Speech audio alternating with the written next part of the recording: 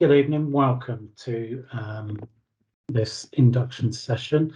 My name is Graham Fisher. I'm the designated safeguarding officer for Bucks and Bucks FA. I've spoken to most of you, I think, that are here today, one way or another, certainly by email and some by phone and a couple in person. So yeah, that's nice. What we are going to do tonight, well, let me show you this to start with. So welcome, there we are. So what we're going to look at is the role of the welfare officer. Now, some of you have been doing it for a while, some are brand new, and there's a few things that are going to become very clear. The first thing is I don't want anybody to ever be worried about being the club welfare officer. Okay, you've taken on this responsibility, and it can feel a bit daunting, but it isn't. Okay, it can be challenging, but we will always be able to work things out between us. And my role, as I've certainly said to some of you before, is to try and make your role as easy as possible. So never, ever, ever hesitate to contact me, ring me, email me, to ask if you want any support or help or advice if I can give it, or even if you just want a sounding board or someone to have a bit of a moan at. I'm here to do that. So my job is always to try and help you. So what we're going to look at through the evening is your role, the relationship you'll have with the players at your club, your role within the club. We're going to take quite a close look at DBS and the whole game system, because I'm very well aware, and you probably already are, even if you're new to the role, that DBS can be a bit of a pain for you, and therefore in turn for me. So we're going to go through DBS, and I'm going to try and show you if the system works, a sort of practical demonstration around whole game and DBS. And we're going to look as well at the relationship that you'll have with the county, which is mainly me. And then at the end there'll be time for a chat, question and answer, or at least question and hopefully an answer at the end of the session. So what is the role? It's basically two things, and just two things. The two things that, although there's three there, the two things that you're responsible for is ensuring that the club is safe and children playing at the club are safe and they enjoy themselves, so that the atmosphere is fun and there's no danger to them. And the other bit of your role is making sure that all of the coaches and their helpers and assistants and other committee members have got the appropriate checks and training for their roles. And to make that absolutely clear, coaches must have a DBS check, an enhanced DBS check that's been completed through the FA. And I'll explain why when we come on to DBS checks a bit later. But at the moment, the only mandatory thing for a coach is to have that enhanced DBS check within the last 3 years. For next season, for season 23-24, clubs won't be able to affiliate unless all coaches have got the DBS check, but also the Safeguarding Children course qualification. So we're really trying to push the Safeguarding Children qualification this season so that we don't hit complete chaos next summer when there are 2,000 coaches wanting to get qualified and clubs struggling to affiliate. So again, we'll talk about that as we go through the evening. But they are your two responsibilities, really. Make sure the club is safe and fun, and make sure that all of the people working closely with the children have got the appropriate checks and qualifications.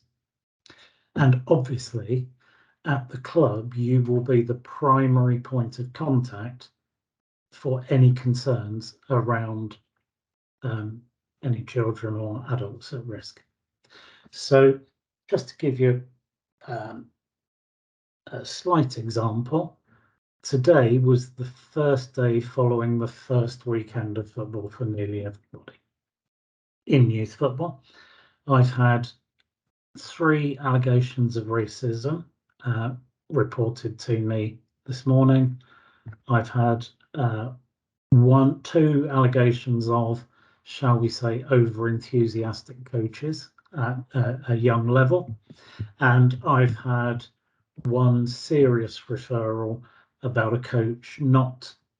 This didn't happen in football as such, but a coach who's working with young children who something has happened outside of the game that means he really shouldn't be working with young children in football. So all of those cases have come through club welfare officers, either directly from them or I've gone back to the club welfare officer about these issues.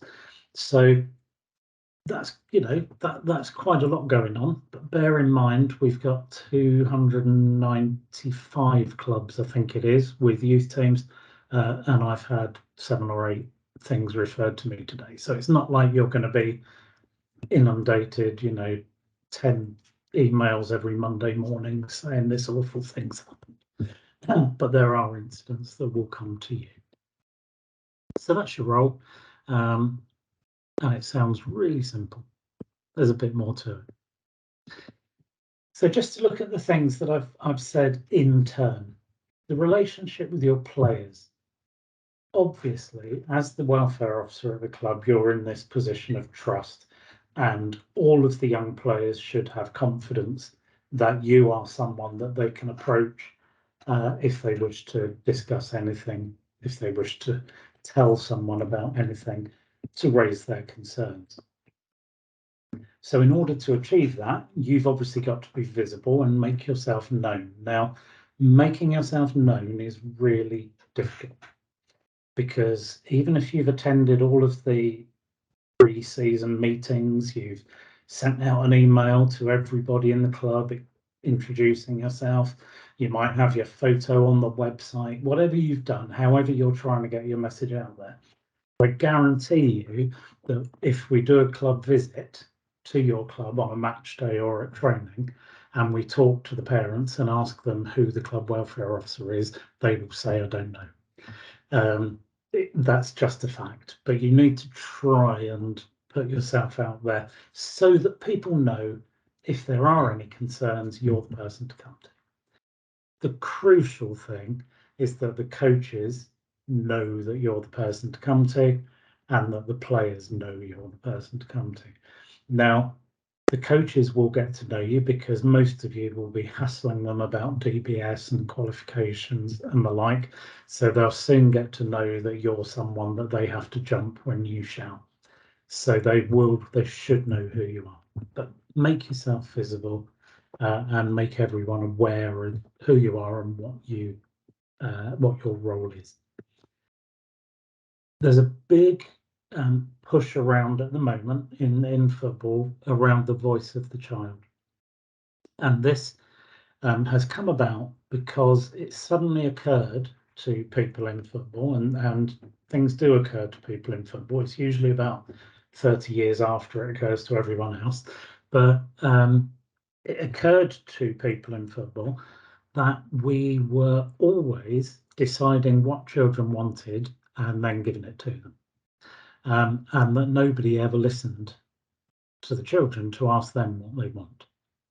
And I ran sessions last season, and I will be doing more this season around what children want. When children are actually asked what they want from their football, they will say things like to play with their mates, to have a laugh, to get fit. And about 78th on the list is it would be really good to win. Now, for most of our coaches, And a lot of our parents, winning comes at number one, and that isn't what the children want. But anyway, it's an opportunity for you as the welfare officer to set up some sort of system with the committee about listening to the children at your club. So that might be having a youth forum. It might be having representatives of some of the teams going to the club committee meetings or a section of the committee meeting. Or it might be you sending an email out to all the players once a month, or having something set up where you can say, are you happy? What's good at the club? What could be even better, or whatever, and get some feedback from the children just to make sure that your club and us, because we do the same thing, are providing what your children want as opposed to what we think they want. So there's no rocket science in any of the things I'm going to talk about tonight. And clearly, you are a role model as the club welfare officer and need to be setting that example around discrimination, safeguarding, and all of the issues that come up on a week by week basis in football. So being the role model and setting the example. So that might mean, that might mean checking and challenging with parents in particular, and coaches, because there will be, I'll share an example with you. Obviously, I won't mention any names or clubs or anything, but one of the things that was reported to me this morning was a couple of young players, and they were young. I think it was under 10s or 11s from memory. A couple of young players from an opposition team had arrived late for a game. And the young lads appeared to be of Asian origin. And the coach of the other team said to his players, looks like the Asian boat was delayed this morning. Now, that's been reported to me quite clearly. If you as a club welfare officer were aware of a coach making a comment like that to 10-year-old children, that would be something you would want to check and challenge. Equally, if you have parents shouting at referees, swearing at young referees, swearing in front of young children, the type of things that people get carried away and do at football, you will be wanting to challenge that. I'm not for a second suggesting that you will ever put yourself in any danger. That is not what you do. If it is not appropriate to challenge at the time, you don't challenge. But later on in the week, or after the game, or by email, or with someone stood by your side, you'll be looking to challenge that and try and put that message over about what is required at your club, and you're the shining beacon of representing that. I'm going to whiz through these slides. As I say, we'll have a Q&A at the end, and a discussion about anything any of you want to talk about. So your role within the club, I'm sure at your clubs you've all got a similar boardroom to the one in that picture. One of your roles within the club is to set the strategy around safeguarding. So one of the things as a new welfare officer you might want to be doing is having a look at your club's safeguarding policy. Is it up to date? Is it fit for purpose? Have you got one? Is it available to parents, for example? So you might have a policy, but it might be in somebody's drawer somewhere. Does anyone actually know what the policy says? If you've got a website, is the safeguarding policy up on the website so everyone can see what you stand for as a club? You might want to think about other policies around, say, anti-bullying, equality policies, equality, diversity and inclusion. Those sorts of policies, have you got them at the club? Can you introduce them? The answer to that is yes, but persuading your fellow committee members about the importance of safeguarding. You should be on the committee. You are a committee member. It can be an aside. You can be sort of, oh yeah, and we've got the safeguarding. Oh, I suppose we'd better discuss safeguarding. Well, oh, do we really have to do the safeguarding courses? Oh, why do I have to do a DBS? You'll be faced with all of these sorts of comments. And you just need to refer everybody to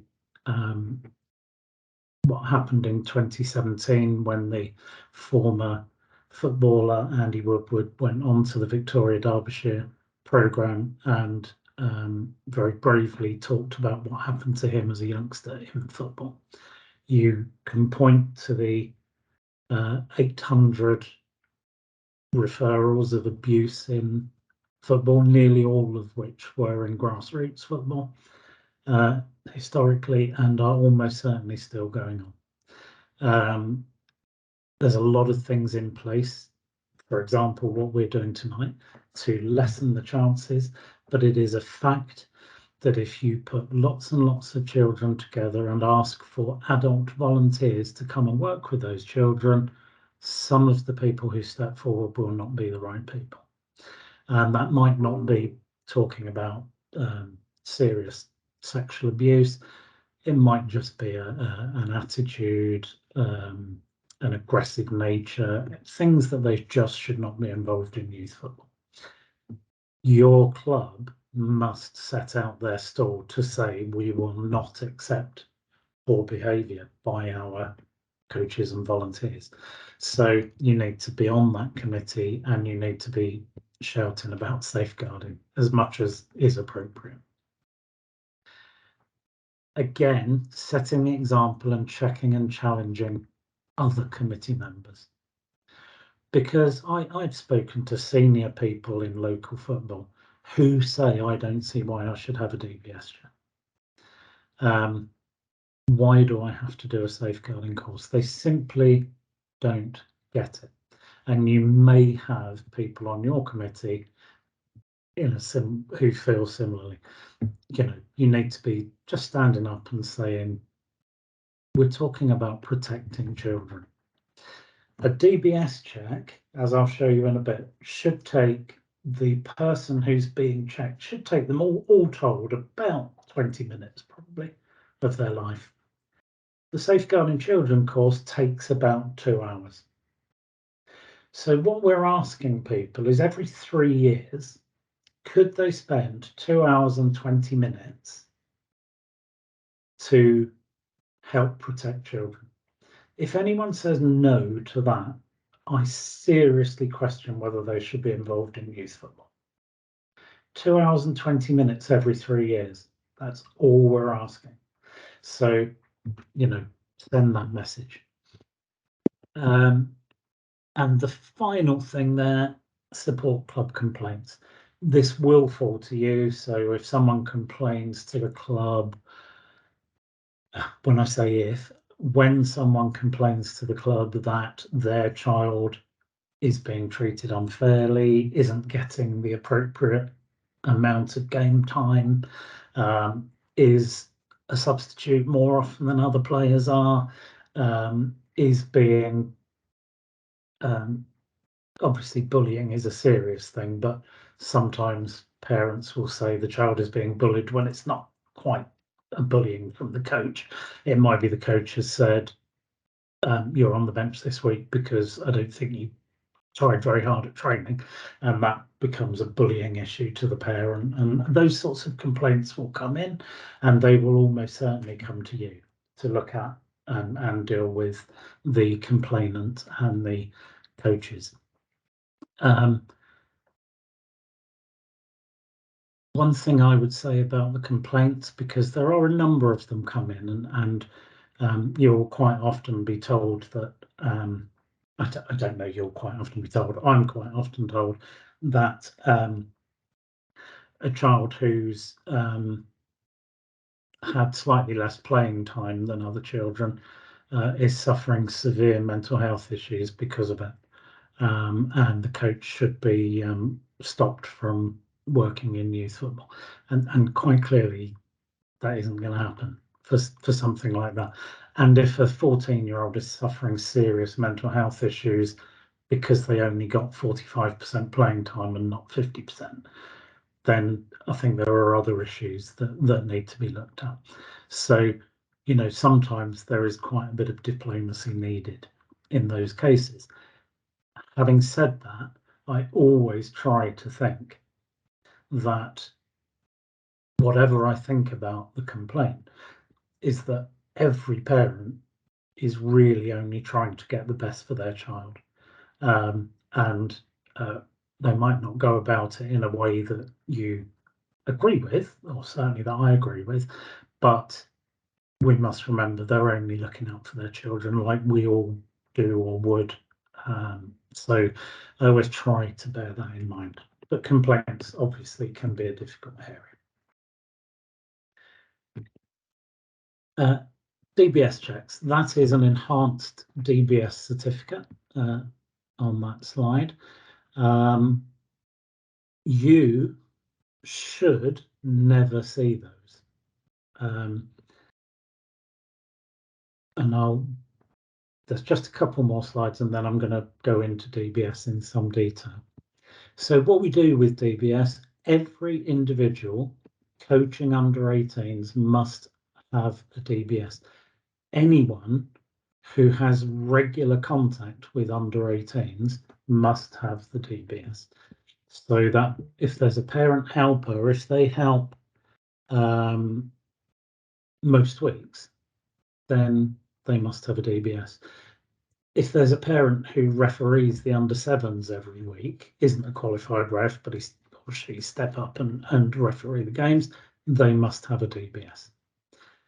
If there's a helper who collects the cones after training or collects the balls or takes the nets down, but that's their only involvement, they don't need a DBS.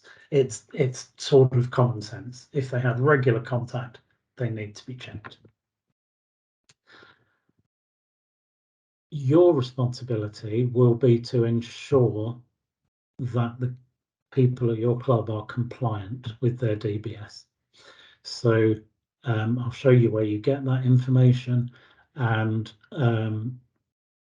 basically you'll be doing a lot of chasing to coaches saying your DBS is running out, I need you to do a new one, I need you to do this, and chase and chase and chase.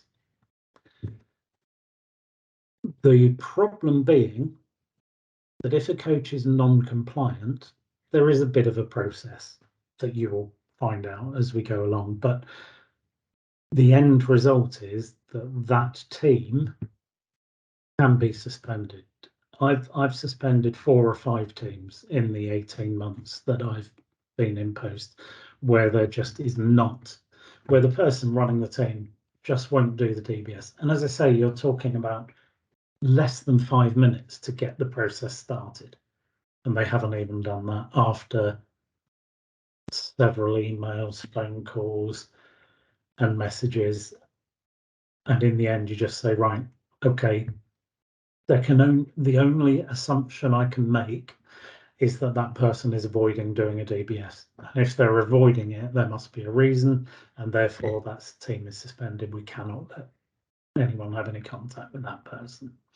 And amazingly, on each of those occasions, a DBS check has been started within a day of that team being suspended.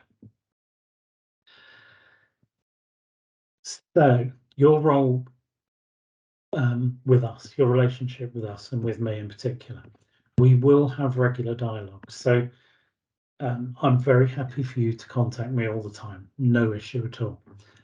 I send out, and most of you I think are probably already getting it, on a weekly basis. I send out a newsletter. There's only 2 or 3 things on it normally, but it's just updates and things I think you need to know about. So every week I will send information out. Every month, and at the moment it's the 2nd Monday of every month, we have a meeting on Teams, just like this one tonight, where I go through updates and we do some CPD. So we might discuss how to deal with complaints. We might discuss about how to deal with discrimination issues. We might have a whole session on DBS. We will run, and I run the session every month from September through to April or May, whenever the season ends.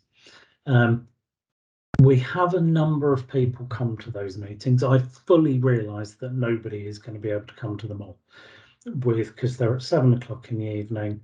People have training, people have other meetings, people have children's bedtimes. There are all sorts of reasons why people can't come. But at the moment, from last season, 70 clubs attended one or more of those sessions, which was great. That was up from about 30 the year before. But as I said to you earlier, we've got 295 clubs. So this opportunity to speak to each other, speak to me, get some updates, do a bit of professional development. About 220 clubs, their welfare officers just have never joined in. I've never had a response to a newsletter. They've never come to a meeting. So I implore you to try and get involved as much as you can. There's no harm in it, apart from having to spend an hour or half an hour listening to me warbling on and then half an hour having a chat once a month. But there might just be some stuff in there to help. So I'd really like you to, time permitting, be as involved as you can. So any safeguarding breach, so any issue where a child is at serious risk of harm, that must come to me immediately. I mean, it may be something that you've reported to the police already, but anything that you think that is a safeguarding issue, just bring it to me. Either we'll work it out together, or I'll take it on, or I will pass it on to the FA safeguarding team at Wembley if it's a particularly serious case, and they will then manage that from Wembley, and they will ask me and you to do certain things to assist, but it's sort of taken out of our hands and dealt with by the FA. So anything you think is safeguarding, come to me. If you're not sure, come to me anyway, and we can discuss it. CPD, I've talked about where we can share experience and we can discuss. Now, I've put poor practice there, and I should be slapped on the wrist, because as of this season, the FA safeguarding team have said they no longer wish us to talk about poor practice, because what we've always talked about in the past is abusive behaviour, which obviously would generally come under safeguarding, or poor practice, which might be the coach who's shouting at his young players and not being negative, not being positive. So it's not really safeguarding, but it's poor practice. What from this season onwards, and you can pick me up every time I say poor practice, from this season onwards, we're not going to talk about poor practice. We're going to talk about low-level concerns. And the reason for this is that coaches get told, this is poor practice, it's been recorded, and it's very much like, yeah, okay, whatever, and they move on. The changing of the wording to a low-level concern is to tell the coaches, actually, we are concerned by what you've done. A number of safeguarding cases have had previous issues of what was called poor practice. So what the experts are saying is that if someone is shouting at the children and being very negative and having a go at them, that's a concern. It's not just poor practice. So we are recording low-level concerns, and then at least the coach is aware that we're concerned by the behaviour and we'll be keeping an eye on them. So I know it's only a change in words. What we actually do won't change, but I think the message is quite an important one. and you can tell me what the children are telling you, because yes, we've got a youth council or a youth network that we speak with and get feedback from. But if you're hearing things from your young people that you think, actually, I think the county FA need to change their ways a bit because of what these children are saying, then please feedback to me. Be the, represent those young people at your club. And you will be asked to support with compliance, complaints, and disciplinary investigations. So often people will complain to the county FA when actually they should have complained to the club. And once it comes to us, we have to oversee it. But the way we work, the way the county FAs work, is that your clubs are a membership club run for your members by your committees. We cannot involve ourselves with issues internally at your club. They are for the club to deal with. We can offer support and help and advice and everything else, but it is for your club to deal with. When it comes to us, the only thing we will look at is to see if there has been a breach of FA regulations. And that basically means, has something discriminatory happened and has there been a safeguarding issue? If the issue is not around discrimination or safeguarding, we will just offer advice and support. We're not, so people will often come to us and are then very disappointed by us saying, look, you've reported it to the club, they've answered you, it isn't discriminatory, there isn't any safeguarding, you're going to have to live with what you've been told. And people don't like that, but that's how it is. But when we receive a complaint, I will come to you. Probably if it's a disciplinary, then it will go to your club secretary. But if it's an issue that's around welfare / safeguarding, I will come to you with that complaint and we'll work through it together. So what you can get from that picture, what you can get from me, there is informal support. Never hesitate to ring or email. And I know people always say this, but there are no stupid questions. There are questions that I get asked every week that I have no idea. I've worked in safeguarding in the police for 26 years. I've taught safeguarding and worked in safeguarding in football for the last 5 years. And I get things every week that I think, no idea how to deal with that. It's there are no silly questions. But on the plus side, there's you dealing with your club. I have contact with between 70 and 290 clubs. So the thing you're dealing with, I may be aware of another club who's dealt with it.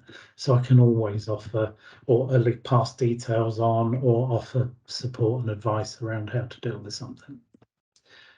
There are online resources, and quite often if you get questions about people filming games or ratios of adults to children, all those sorts of things, come to me and I'll send you the guidance out, the FA guidance to you.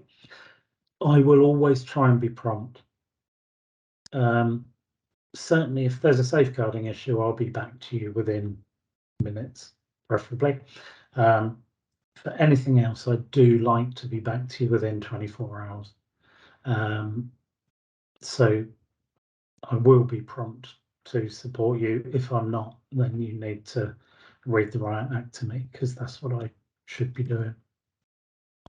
And as I've said, we'll have regular CPD sessions once a month and information sessions, and any other time when there's something important, I will get hold of you and I'll send these weekly messages out to you as well.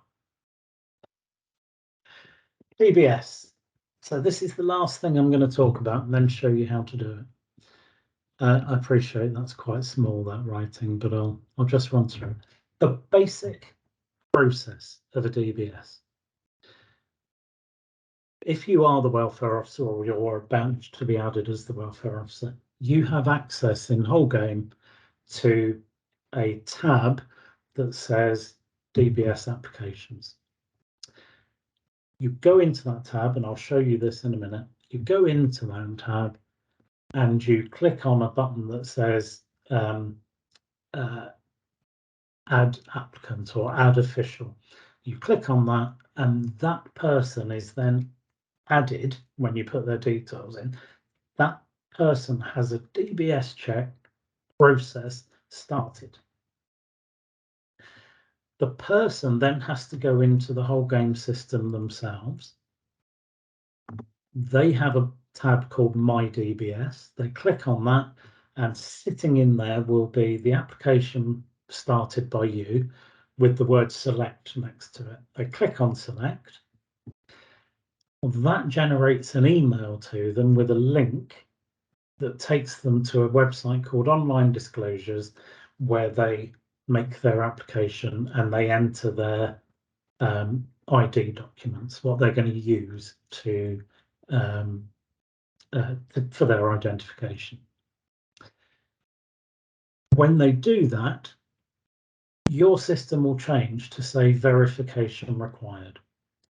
You then take the numbers and the details of their documents and you enter them into the online disclosure system, which we'll talk about a bit in a minute. And you submit it. They then, or you, depending on who pays for it at the club, pay for the application, and it whizzes off to the DBS.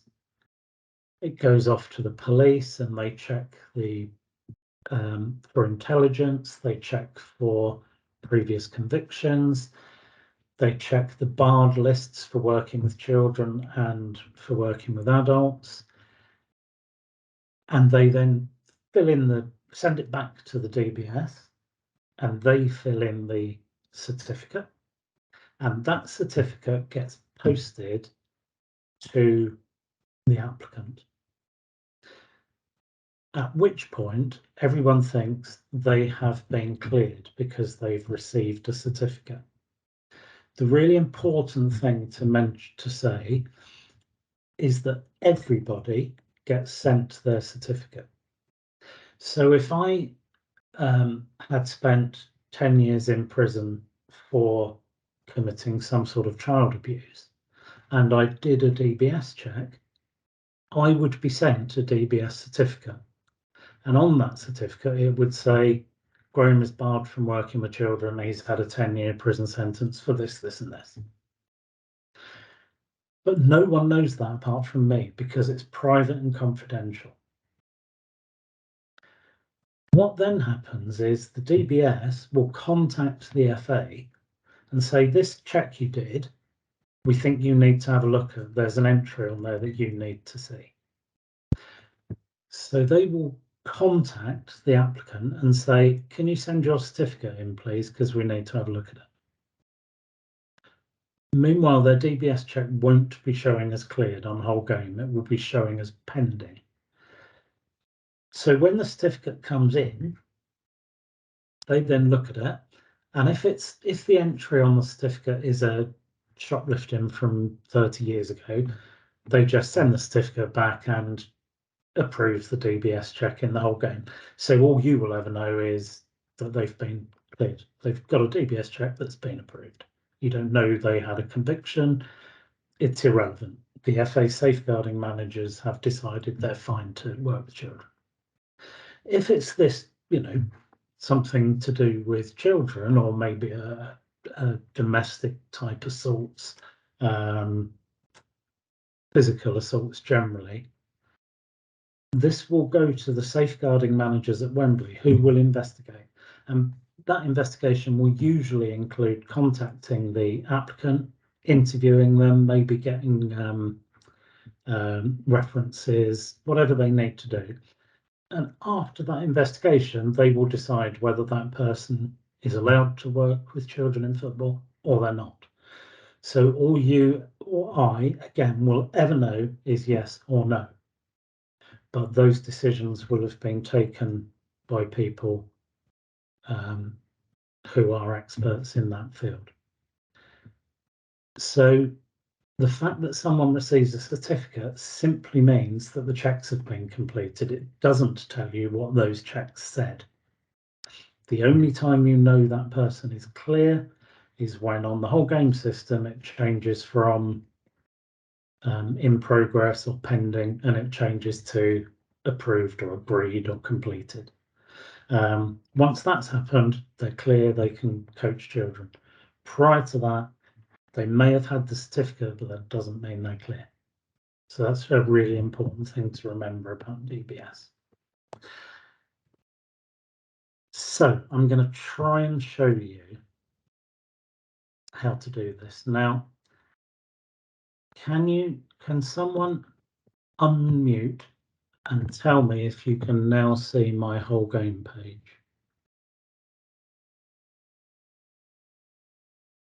Yeah, but it's pretty small.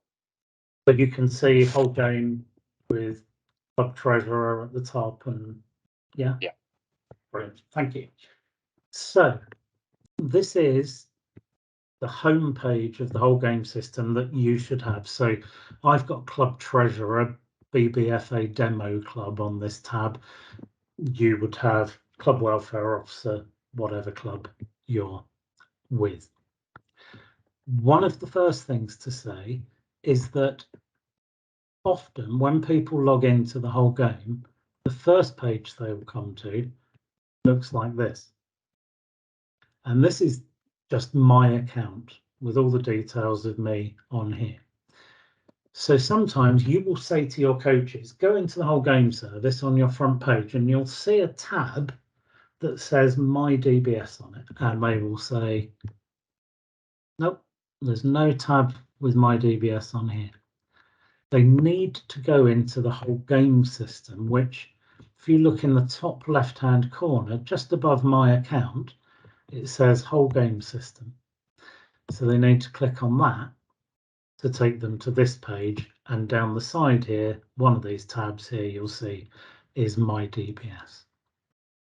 But from your point of view, for starting a DBS check, you will need to go into your club tab. So I'm going to go into Club Treasurer for BBFA Demo Club.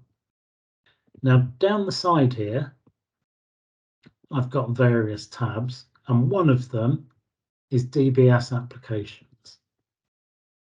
If I click on DBS Applications, it takes me, sorry, I said there was no rocket science, to the DBS Applications page. You will see there is a PIN number in here that says GB Group Organisation PIN. This is your club PIN number. You will have a number in there when you go in, if you're, not a brand new club, in which case we may discuss it if you haven't got that number, and I'll explain how you go about getting it. But you should have that number in there to start. Now, let's say I'm going to do a DBS check, and I'm going to do it for one of my colleagues here, Stacey Hamer. She's a coach, so I'm going to do a DBS check for her. So what I do is I click on Add New Official, and I get a search box. So I can either search by name and date of birth, or if I know a fan number, I can search on that. So 584847, date of birth. I know she's very stupidly young. Let's have a look. 2101 1995. And I click search. And there she is, Stacey Hamer. So all I'm going to do, no, I can't do it on this particular one because she's not close to expiry. But what would happen here is there would be a button here saying add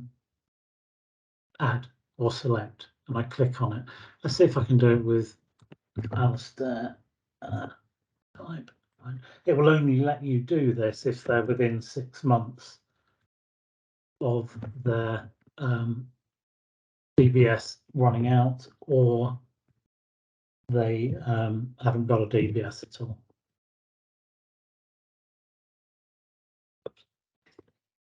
So search for my colleague Alistair. There he is. So Alistair, I need to do a DBS check on him. So it's here. It says add as DBS applicant.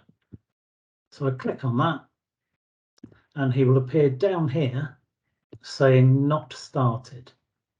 So the person is here, they've got no DBS and the application has not started. It has. You have started the application. What now needs to happen is Alistair would need to go into his whole game system and locate the check. So if this was me and someone has added me, this is my system, Graham Fisher. Down here, I have a My DBS tab. I click on that, and in here would be the application. And it would say BBFA Demo Club, and next to it is a big green box with the word select. And they click on select, and that generates the email that goes to the email address on their account, and that links, and they can just fill in the DBS application, and that starts the whole process. So it's simple. You add them. So go back into here, we go to DBS applications, add new official, we enter their name and date of birth or their fan number and date of birth. When it finds them, you click on add as a DBS applicant. That starts the process and it creates a My DBS tab for that individual. If that individual says, I haven't got the My DBS tab, they're either looking in the wrong place, so they might be on that page, this My Account page, which means you need to tell them to go to the whole game system, or they might have two fan numbers, or they might have the wrong email address attached to their fan, or no email address attached to their fan.